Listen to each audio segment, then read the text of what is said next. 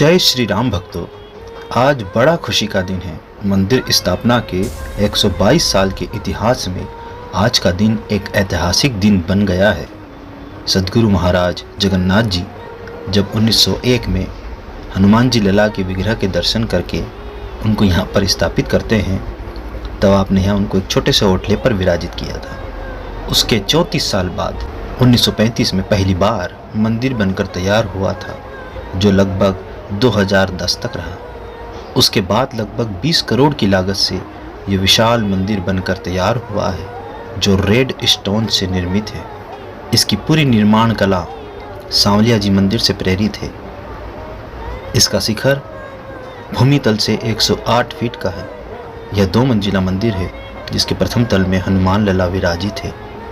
6.25 feet का स्वर्ण कलश इसके शिखर पर शोभित होने वाला है। आप देख रहे हैं सुबह से यहाँ पर भक्तों की भीड़ उमड़ पड़ी है। एक विशाल क्रेन की सहायता से कलश को ऊपर ले जाया जाएगा।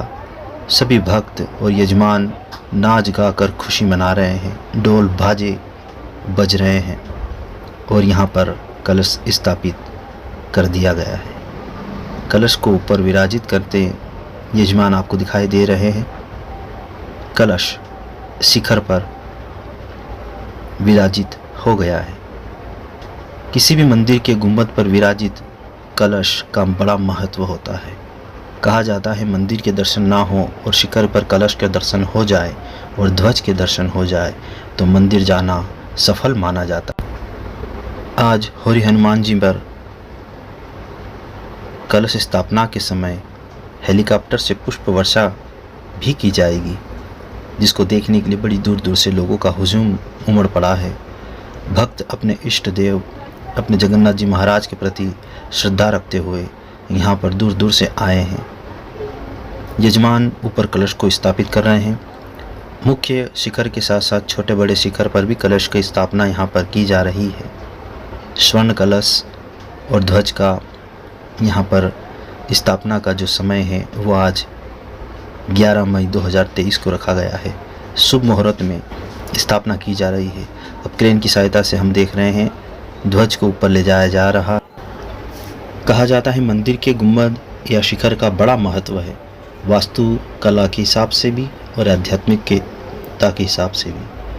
आध्यात्मिकता से अगर हम देखें तो जब भक्त अपनी प्रार्थना को दोहराता है, घंटे की ध्वनि उत्पन्न करता है, वो बार बार गुंजित होती है और प्रतिमा तक पहुंचती है। वैसा ही महत्व बाहरी वातावरण में भी है। जब भक्त अपनी प्रार्थना को दोहराता है तो शिखर एक प्रकार से एंटीना के काम करते हैं। ब्रह्मांड की सभी सकारात्मक ऊर्जा को ग्रहण करके उसे चारों ओर फैला देते हैं। ध्यान की मुद्रा में प्राप्त घंटियों की ध्वनि मंदिरों में बजने वाली घंटियों की ध्वनि से मिलती है। शिखर उस ध्वनि को और बढ़ा देता है, जो चारों ओर सकारात्मकता के परमाणु को विसर्जित करते हैं। इसलिए मंदिरों के शिखर इतने बड़े बड़े और विशाल बनाए जाते हैं। पहले कहा जाता था कि गांव के अंदर या किसी भी शहर में शिखर उस गांव का सबसे ऊंचा स्थान हुआ करता था। इस खुशी में यहाँ पर गुलाल उड़ाई जा रही है। पुष्प वर्षा हेलीकॉप्टर से की जाएगी, जिसका आनंद सभी भक्त भी लेने वाले हैं। पहले सभी मांगलिक कार्यों में या देवी कार्यों में कहा करते थे कि सतयुग और त्रेता युग में पुष्प वर्षा की जाती थी देवताओं के द्वारा। कलयुग में हम यहाँ पर देख रहे हैं कि पुष्प वर्षा की जा रही है, लेकिन हमारी भौतिक मशीन इस कार्य को करने में सफल हुई है, और वह है हेलीकॉप्टर। आसमान से बरसते हुए फूल हमें उन देवीय शक्तियों की याद दिलाते हैं, जो एक देवी कार्य के लिए इकट्ठी होकर पुष्प वर्षा करती है। ऐसा लगता है मानो रामलला खुद अपने भक्त शिरोमणि के ऊपर पुष्प की बारिश करने आ गए हैं। एक विशाल मंदिर पर शिखर स्थापना पर पुष्प वर्षा हेलीकॉप्टर के द्वारा की जा रही है।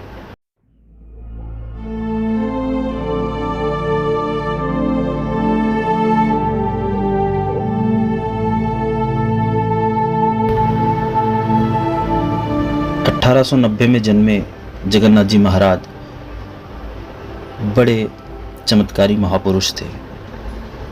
पूरे क्षेत्र में और दूर दूर तक पूरे भारतवर्ष में आपका नाम प्रचलित था।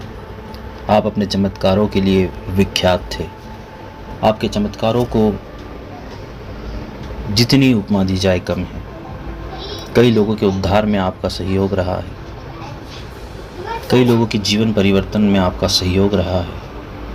और आज हम देख रहे हैं कि 122 साल बाद एक विशाल मंदिर, जो शायद ही राजस्थान में हनुमान जी महाराज का इतना बड़ा मंदिर रहा होगा, बनकर तैयार हो गया है। ये सभी भक्तों के जगन्नाथ जी के प्रति, हनुमान जी के प्रति प्रेम का प्रतीक है। बगैर चंदा उगाए इतना विशाल मंदिर का बन जाना और इतने विशाल कार्यक्रम का आयोजन कर पाना, यहाँ की कमेटी, यहाँ के भक्त, साधुवाद, आपको बहुत बहुत शुभकामनाएं।